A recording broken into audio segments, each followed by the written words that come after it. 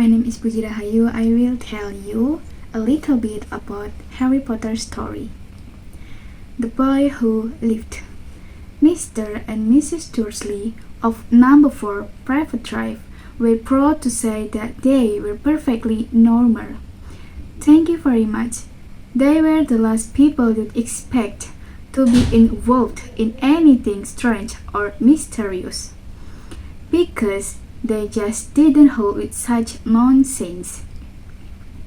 Mr. Dursley was the director of a firm called Groenings, which made drills. He was a big, beefy man with hardly any neck, although he did have a very large mustache.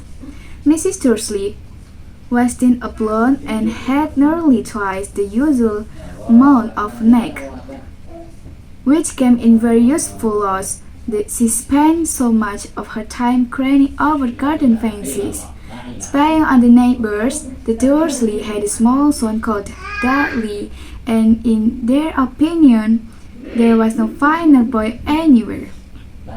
The Dursley had everything they wanted, but they also had a secret, and their greatest fear was that somebody would discover it. They didn't think they could bear it if anyone found out about the Potters. Mrs. Potter was Mrs. Dursley's sister, but they hadn't met for several years. In fact, Mrs. Dursley pretended she didn't have a sister because her sister and her good-for-nothing husband were as undersleeves as it was possible to be. The Dursleys shuddered to think what the neighbors would say if the Potters arrived in the secret. The Dursleys knew that the Potters had a small son, too, but they had never even seen him. This boy was another good reason for keeping the Potters away. They didn't want Dudley mixing with a child like that. When Mr. and Mrs. Dursley woke up on the dull, grey Thursday, our story starts.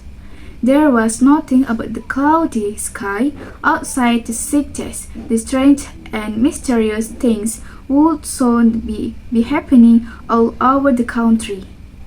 Mr. Dursley hummed as he picked out his most boring type for work, and Mrs. Dursley gossiped away happily as she wrestled a screaming Dudley into his high chair.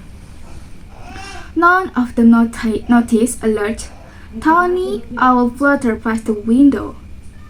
At 8:30, Mr. Dursley picked up his briefcase, picked Mrs. Dursley on the cheek, and tried to kiss Dudley goodbye but missed, because Dudley was now having a tantrum and throwing his cereal at the walls.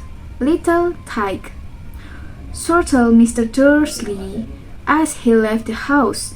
He got into his car and backed out of number 4 Drive. It was on the corner of the street that he noticed the first sign of something peculiar, a cat reading a map. For a second, Mr. Dursley didn't realize what he had seen. Then he jerked his head around to look again. There was a tabby cat standing on the corner. That's all from me. Thank you very much.